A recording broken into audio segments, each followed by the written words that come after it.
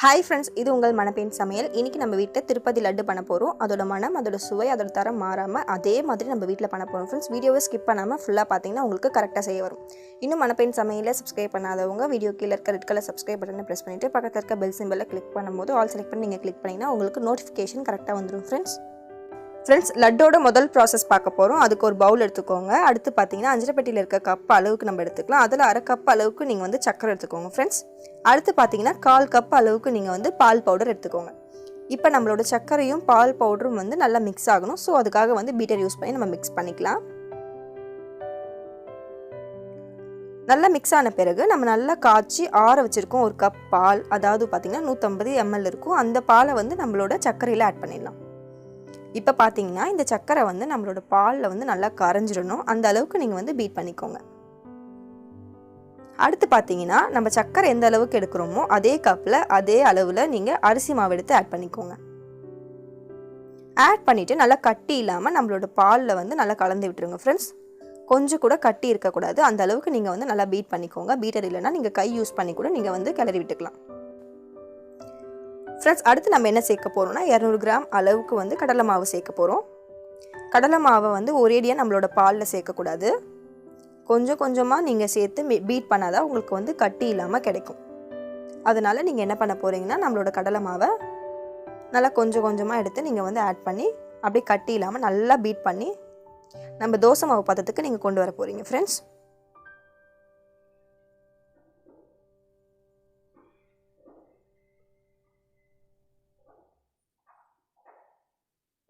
Friends, இந்த லட்டுக்கு பார்த்தீங்கன்னா முதல் ப்ராசஸே வந்து பூந்தி தான். அதுக்காக தான் இவ்வளோ பக்குவமாக நம்ம பார்த்து பண்ணிகிட்ருக்கோம். ஸோ இந்த பக்குவத்தை நீங்கள் மிஸ் பண்ணாமல் கரெக்டாக ஃபுல்லாக பாருங்கள். அப்போ தான் உங்களுக்கு வந்து லட்டு வந்து கரெக்டாக வரும் ஃப்ரெண்ட்ஸ். இப்போ எல்லா மாவையுமே நான் போட்டுட்டேன். இப்போ பார்த்தீங்கன்னா கட்டி இல்லாமல் நமக்கு நல்லா ஒரு சேர இட்லி மாவு பதத்துக்கு நமக்கு கிடைச்சிடுச்சு. இப்போ நம்ம என்ன சேர்க்க போறோம்னா ஒரு ஸ்பூன் அளவுக்கு நெய் சேர்த்துக்கோங்க ஃப்ரெண்ட்ஸ். நெய் சேர்த்துட்டு நம்மளோட கடலை மாவோட அந்த நெய் வந்து நல்லா மிக்ஸ் ஆகணும். தனியாக தெரியக்கூடாது. அந்த அளவுக்கு நீங்கள் பீட் பண்ணிக்கோங்க. இப்போ நம்ம கரைச்சி வச்சிருக்க மாவு கரெக்டான பதத்தில் எப்படி இருக்குன்னு கண்டுபிடிக்கணும்னா ஜெல்லி கரண்டியில் நீங்கள் ஊற்றி பார்த்தீங்கன்னா கீழே வந்து பூந்தி எப்படி எந்த அளவுக்கு ஷேப் வருமோ அந்த அளவுக்கு ஹோல் வழியாக ஈஸியாக இறங்கணும். அந்த அளவுக்கு லிக்விடாக நம்ம மாவு வந்து இருக்கணும் ஃப்ரெண்ட்ஸ். அந்த அளவுக்கு நீங்கள் பக்குவமாக வந்து கரைச்சி எடுத்துக்கோங்க. இப்போ நம்ம என்ன பண்ணலாம்னா ஒரு கடாய் வச்சுக்கோங்க. எப்பயுமே பூந்தி பொரிக்கும் போது நிறைய எண்ணெய் விட்டு நீங்கள் வந்து பொரிச்சிங்கன்னா உங்களுக்கு அல்றதுக்கு கஷ்டமாக இருக்கும்.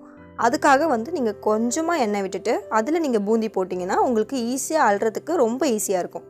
அதே மாதிரி எண்ணெயை ஹீட் பண்ணும் போது பார்த்தீங்கன்னா ஹை ஃப்ளேமில் வச்சு ஹீட் பண்ணுங்கள். பூந்தி போடும் போது வந்து நம்மளோட அடுப்பை வந்து நல்லா சிம்மில் வச்சுருங்க. இல்லைன்னா நீங்கள் ஊற்றின உடனே பார்த்தீங்கன்னா கருகிடும்.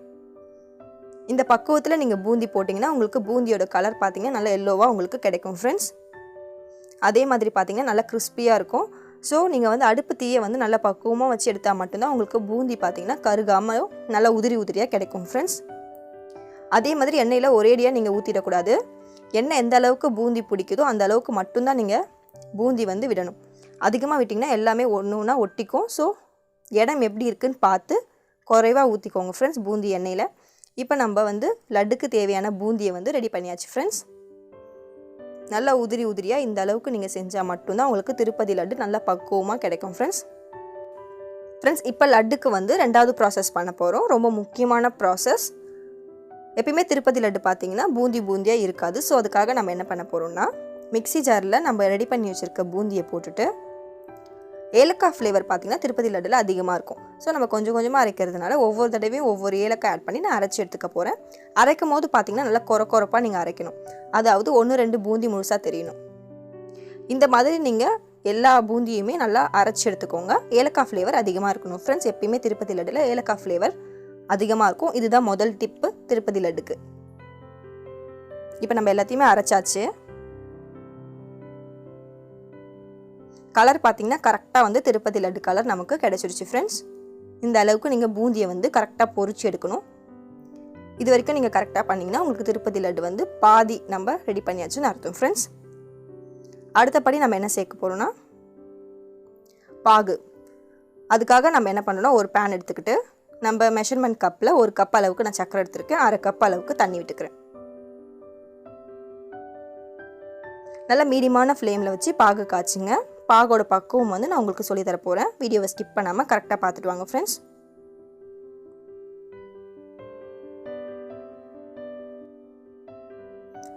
பாகு காய்ச்சும் போது வந்து கொஞ்சமாக வந்து பச்சை கற்பூரம் சேர்த்துக்கோங்க. கண்டிப்பாக இது சேர்க்கணும். இது வந்து திருப்பதி லட்டுக்கு இருக்கக்கூடிய ஃப்ளேவரில் செகண்ட் டிப் ஃப்ரெண்ட்ஸ். கண்டிப்பாக வந்து பச்சை கற்பூரம் சேர்க்கணும். இப்போ பாகு பதம் உங்களுக்கு நான் காட்ட போகிறேன். அதாவது ஒரு கம்பி பதம் நம்ம எடுக்க போகிறோம்.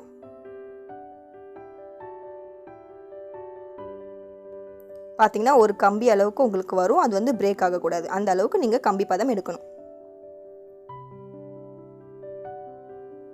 இதை கரெக்டாக எடுத்துட்டிங்கன்னா உங்களுக்கு செகண்ட் ப்ராசஸ் ஃபினிஷ் ஆகிடும் ஃப்ரெண்ட்ஸ். அடுத்து தேர்ட் ப்ராசஸ் பண்ண போகிறோம். இப்போ நம்ம ரெடி பண்ணி வச்சுருக்க பூந்தியில் நம்மளோட சர்க்கரையோட சிரப்பை வந்து ஊற்றிடுங்க. நான் சொன்ன அளவுக்கு செஞ்சிங்கன்னா அந்த சிரப்பு பார்த்திங்கன்னா இந்த லட்டுக்கு கரெக்டாக இருக்கும். ரொம்ப தளன்னு ஊற்றிட்டிங்கன்னா உங்கள் லட்டு வந்து லட்டு மாதிரி இருக்காது.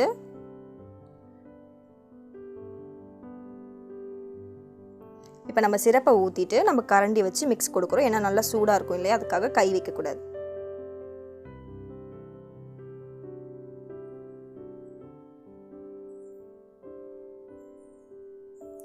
இதை என்ன பண்ண போகிறோம்னா நம்ம திரும்பவும் ஒரு மிக்ஸி ஜாரில் போட்டு நல்லா நைஸாக நீங்கள் வந்து பவுடர் பண்ண போகிறீங்க.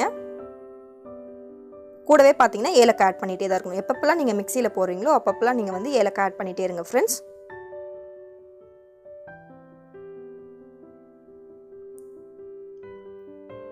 நல்லா அரைச்சி கொண்டு வந்தீங்கன்னா உங்களுக்கு கரெக்டான திருப்பதி லட்டு எந்த அளவுக்கு நல்லா பவுடராக இருக்குமோ அந்த அளவுக்கு வந்து நமக்கு பக்குவம் கிடைச்சிடும். அடுத்து நம்ம என்ன சேர்க்க போகிறோம்னா பால் பவுடர். அதே மாதிரி அரை கப் அளவுக்கு அஞ்சலை பெட்டியில் இருக்க அதே கப்பில் அரை கப் அளவுக்கு பால் பவுடர் எடுத்து நம்ம அரைச்சி வச்சுருக்க பூந்தியில் போட்டுருங்க. இனி நீங்கள் கை தான் யூஸ் பண்ணணும் ஃப்ரெண்ட்ஸ். ஸோ நீங்கள் கை யூஸ் பண்ணி நல்லா வந்து பால் பவுடரும் நம்ம அரைச்சி வச்சுருக்க பூந்தியும் நல்லா மிக்ஸ் ஆகணும். அந்த அளவுக்கு நல்லா ப்ரெஷர் கொடுத்து பிசைஞ்சிக்கோங்க ஃப்ரெண்ட்ஸ். இதில் மூணாவது டிப் என்னென்னா பால் வாசனை. அதாவது பால் டேஸ்ட் இருக்கணும். அந்த டேஸ்ட்டுக்காக தான் பால் பவுடர் ஆட் பண்ணுறோம். கண்டிப்பாக இது வேணும். இப்போ நம்ம வந்து பூந்தி பார்த்திங்கன்னா பலன்னு இருக்குது. ஸோ அது ஒன்று சேர்க்கறதுக்காக பாலை வந்து தெளித்து நீங்கள் வந்து பிசைய போகிறீங்க ஃப்ரெண்ட்ஸ். அதாவது ஆறி இருக்கணும் பால். ஆனால் நல்லா காய்ச்சிருக்கணும். அதே மாதிரி பார்த்திங்கன்னா நல்லா சில்லுன்னு ஆறி இருக்கணும். நீங்கள் சூடாக ஊற்றிட்டிங்கன்னா உங்கள் பூந்தி பார்த்திங்கன்னா வெந்துடும். அதுக்காக தான் நம்ம வந்து நல்லா ஆறின பால் எடுக்க சொல்கிறோம். இப்போ நம்ம லட்டு பிடிக்கிற அளவுக்கு நமக்கு வந்து பதம் கிடச்சிருச்சு. இப்போ வந்து நல்லா நெய் விட்டுக்கோங்க. நாலாவது டிப் பார்த்திங்கன்னா நெய் ஃப்ளேவர் அதிகமாக இருக்கும் நம்மளோட திருப்பதி லட்டில். ஸோ நெய் வந்து நீங்கள் அதிகமாக விட்டு செய்யணும். அதே மாதிரி அதிகமாக விடுறன்றதுக்காக ரொம்ப தண்ணியாக விட்டுறக்கூடாது. கடைசியாக நான் என்ன சேர்க்குறேன்னா கற்கண்டு சேர்த்துக்கிறேன்.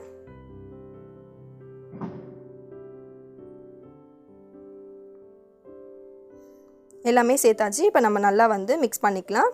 கொஞ்சமாக வந்து பச்சையாகவே நீங்கள் திராட்சையும் முந்திரியும் சேர்த்துக்கோங்க. அடுத்து நம்ம வந்து திராட்சையும் முந்திரியும் தாளித்து கொட்ட போகிறோம். ஸோ முன்னாடி கொஞ்சம் சேர்த்துக்கலாம், அதுக்கப்புறம் கொஞ்சம் சேர்த்துக்கலாம். இப்போ ஒரு பேன் வச்சுக்கோங்க. நெய் நிறைய விட்டுக்கோங்க. நெய் கண்டிப்பாக அதிகமாக இருக்கணும் ஃப்ளேவர். அடுத்து நம்ம திரும்பவும் வந்து முந்திரி திராட்சையை இதில் போட்டு பொரிச்சிக்கலாம். நல்லா பொன்னிறமாக வரணும். அந்தளவுக்கு நீங்கள் வந்து நல்லா ஃப்ரை பண்ணி எடுத்துக்கோங்க நெய்லேயே.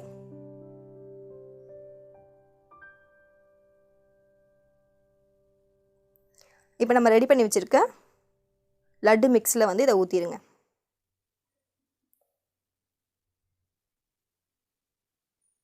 ஃப்ரெண்ட்ஸ் இப்போ நம்ம எல்லா ப்ராசஸுமே முடிச்சாச்சு.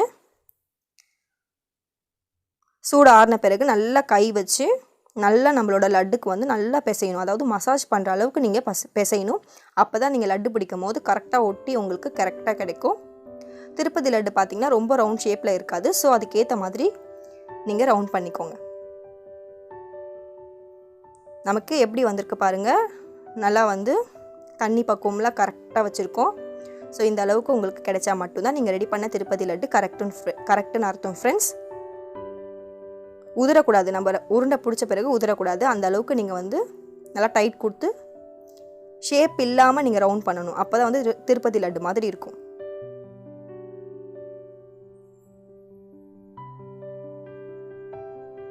ஃப்ரெண்ட்ஸ் இவ்வளோதான் ஃப்ரெண்ட்ஸ் திருப்பதி லட்டு. கண்டிப்பாக வந்து நான் சொன்ன பக்குவம்லாம் நீங்கள் ஃபுல்லாக வந்து கவனித்து நல்லா ட்ரை பண்ணி பாருங்கள். கண்டிப்பாக உங்களுக்கு திருப்பதி லட்டோட டேஸ்ட்டில் உங்களுக்கு கண்டிப்பாக வீட்லேயே வந்து நீங்கள் லட்டு செய்யலாம்.